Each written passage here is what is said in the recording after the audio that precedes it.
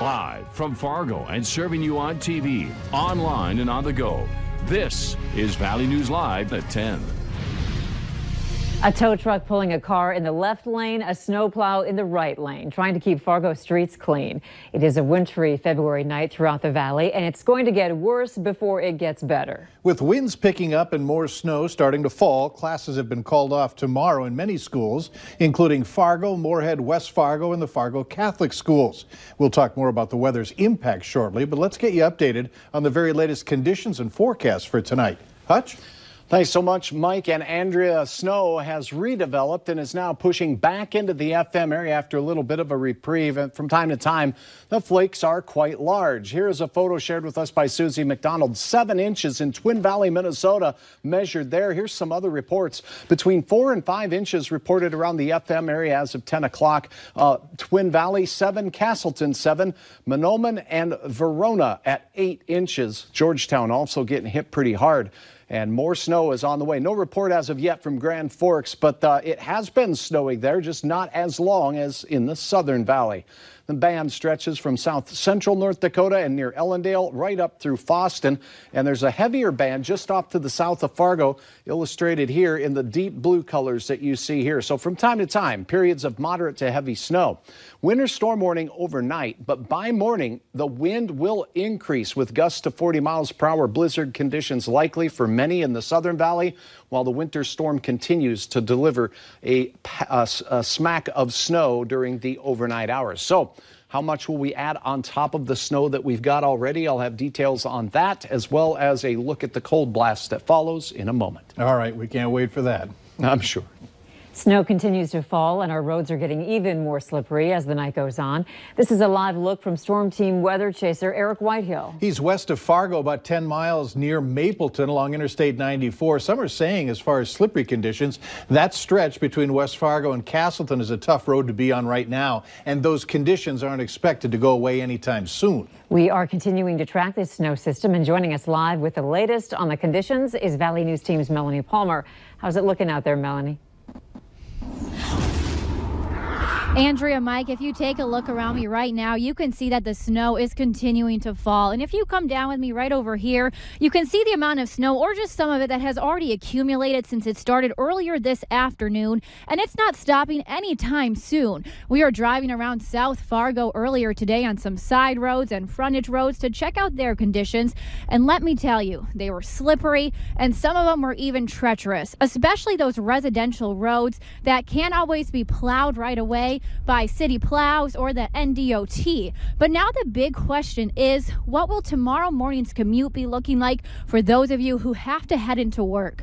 Lee Anderson from the Fargo Public Works Department tells us he's expecting tomorrow morning to be bad. But he says, just like always, his plows will be out in full force, and they'll be working around the clock just like they are right now. On top of that, he tells us they'll be hitting major city roads in Fargo first, like 45th Street and 13th Avenue. But as you can imagine, they'll most likely have to plow those multiple times.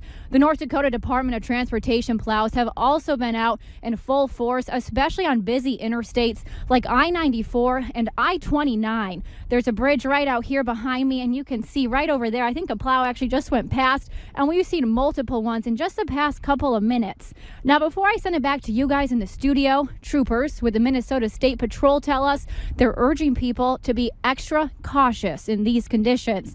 They tell us to never use cruise control in weather like this. Always have your headlights on, your taillights on, wear a seatbelt, and of course, take your time, no matter where you're going. Reporting live in Fargo, Melanie Palmer, Valley News Live. All right, thank you, Melanie. On top of that, a no travel advisory has been issued for portions of eastern North Dakota due to heavy and blowing snow, which is causing near zero visibility on the roads. And to keep up with the changing travel conditions, download the Valley News Live News app. You'll get breaking news alerts, school closings, the latest weather headlines, and it's all for free.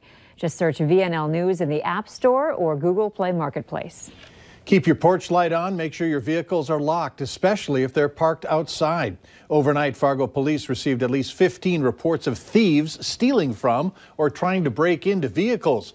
The calls came in between 2 a.m. and 6 a.m. in the Deer Creek neighborhood in the 6200 block of 61st and 63rd Avenues South.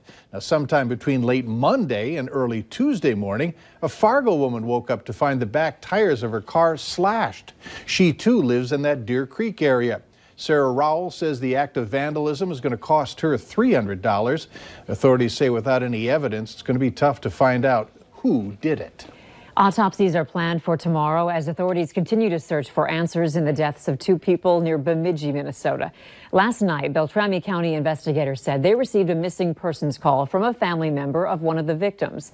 A vehicle was described and then later found at the nearby Palace Casino. Two people were taken into custody and questioned. That led authorities to search a home at 6568 Highway 89 Northeast, where the remains of two people were found. Both people that police had questioned, they remain in custody and charges are expected. The names of the victims have yet to be released, but we are learning that one of them was from Minneapolis, the other from the Duluth Superior area. A new Senate bill in North Dakota aims to improve treatment of children in schools by banning restraint and seclusion. Bill 2266 also requires schools keep better records of these methods. Dozens of parents and faculty from across the state shared their stories today. One side saying that this will protect children with mental health issues that are suffering from overzealous restraint. The other side says that banning these methods through a statewide policy isn't the right way to deal with it. Both sides do agree that something needs to be done about student mental health in our schools. A bill is making its way through North Dakota's legislature that would reduce the punishment for being caught with a small amount of marijuana. This after recreational marijuana failed, recreationalizing weed failed in November. Under House Bill 1155, offenders will not face large fines or jail time, but rather a punishment similar to a traffic ticket. If caught with an ounce or less of marijuana, offenders face up to $200 in a fine instead of up to 30 days in jail. The bill's sponsor, Representative Shannon Roars Jones, says this switch will stop affecting people long after the crime. This would just be write out a ticket, you pay your fine, and you move on with your day. It's not going to create that criminal record that's going to follow you into the future. Possession of marijuana paraphernalia would also net a $100 fine. A Fargo mother is fighting for victims of crimes that were committed by juveniles. After sharing her daughter's rape story on social media, Rosa Struby's post has had over 200,000 views. Today in Bismarck, a House Judiciary Committee heard testimony on Bill 1520. It's also called Natalie's Law. It's inspired by Struby's 4-year-old daughter. Struby says their family was kept in the dark about most of the details involving her daughter's rape case. She says a 13-year-old boy was cited for the rape and sentenced to therapy and probation. But Struby says that wasn't enough. The House bill would allow parents of the victims access to the juvenile case as long as they don't share it with anyone.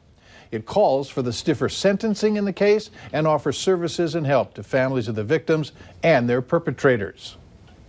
When they bring down the sentence on what these young delinquents are going to have to do, we want rehabilitation to be part of it. We want safety to the society to be important, but we also want a piece of that to deal with victim justice.